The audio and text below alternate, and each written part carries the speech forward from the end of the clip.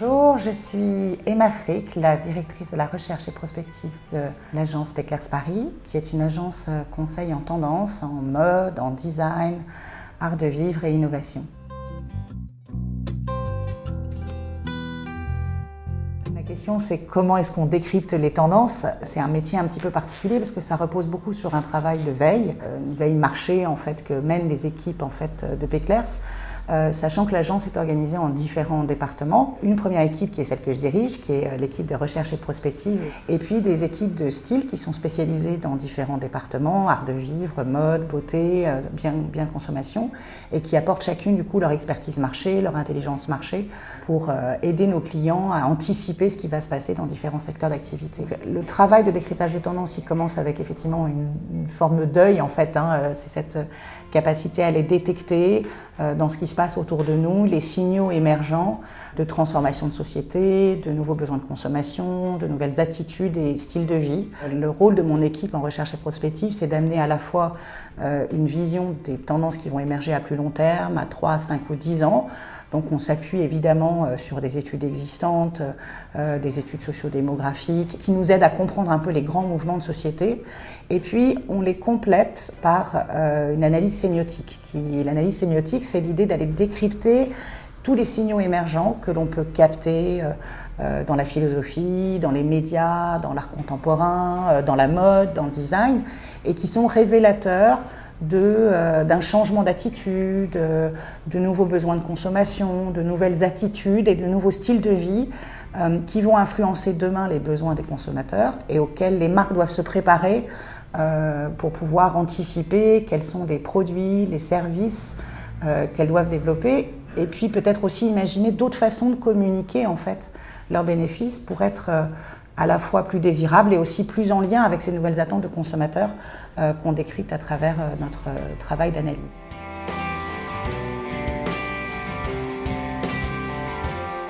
Au sein en fait, des outils que possède Peclers pour décrypter les tendances, il y a le cahier Futur, en fait, qui est le cahier que je dirige au sein de la recherche et prospective. Futur est un cahier qu'on fait depuis maintenant presque 18 ans, donc ça a commencé dans les années 2000, au moment du passage de millénaire, qui soulevait beaucoup de questions en disant du type vers quoi va la société, quelles sont les grandes tendances qui vont influencer le XXIe siècle. On a identifié en fait au cours de discussions avec nos clients, au cours de workshops, au cours de projets de conseil, un certain nombre d'enjeux qui reviennent régulièrement. Des enjeux sur l'identité, les nouveaux modèles de société, nouveaux rapports aussi à des questions autour de la segmentation. On voit bien que les consommateurs n'ont plus envie d'être enfermés en fait, dans des moules ou dans des stéréotypes.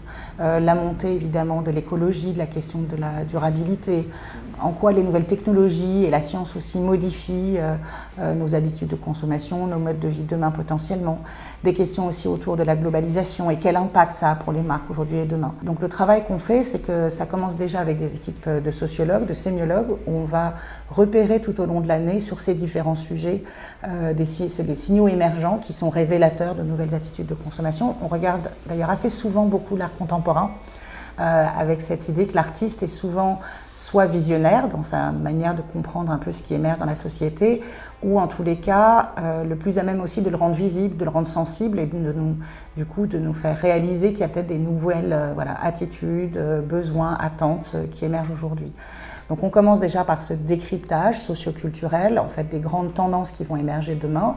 Mais la particularité de Peclers, c'est aussi d'accompagner les clients à pouvoir traduire ces tendances.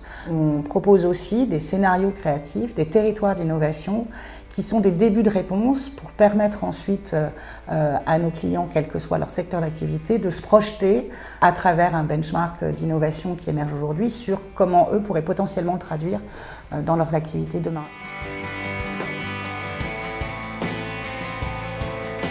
La façon dont on travaille avec nos clients, elle peut se faire de plusieurs façons. Évidemment, ils peuvent acheter les cahiers de tendance et c'est souvent une première source de réflexion.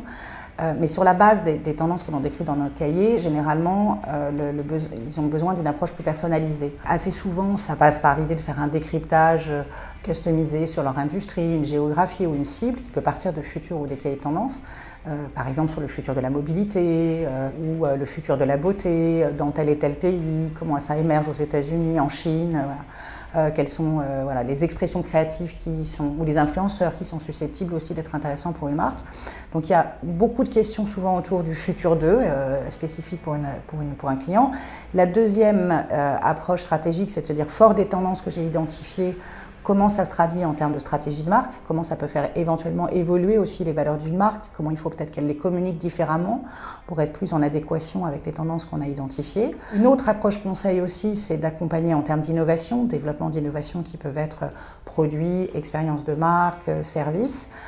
Et enfin, on accompagne aussi beaucoup de clients, toujours dans le domaine de la mode et de la beauté aussi, sur le développement de collections de produits. Donc ça, c'est un accompagnement saisonnier. Voilà. Chaque saison, en fait, on va imaginer quelles sont les collections qu'il faudrait développer, quels sont les essentiels, quels sont les nouveaux produits qu'il ne faut pas rater demain pour effectivement être aussi toujours en lien avec les tendances que nous, on identifie en amont.